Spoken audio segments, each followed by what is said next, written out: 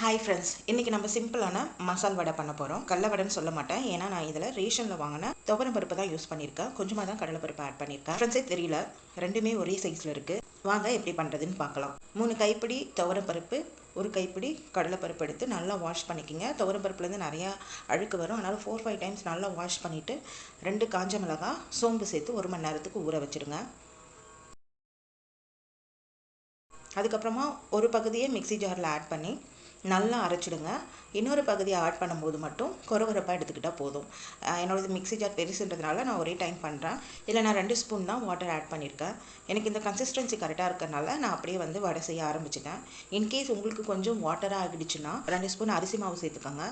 அப்படி இல்லைன்னா பொட்டுக்கடலை அல்லது உடச்ச கடலைன்னு சொல்லுவாங்க, அதை நீங்கள் அரைச்சி கூட 2 ஸ்பூன் ஆட் பண்ணி கன்சிஸ்டன்சி மெயின்டைன் பண்ணிக்கலாம்.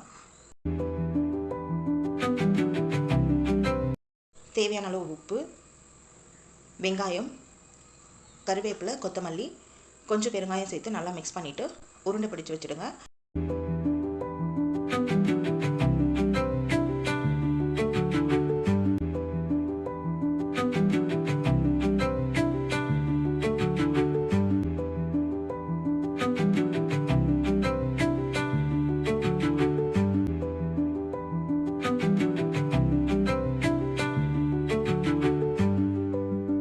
எண்ணெய் சூடு பண்ணி நல்லா மெல்லிசாக தட்டி போடுங்க. அப்போ தான் நல்லா கிறிஸ்பியாக இருக்கும். வேகிறதுக்கு டைம் கொடுங்க, அப்போ தான் உங்களுக்கு வானலில் ஒட்டாமல் இருக்கும்.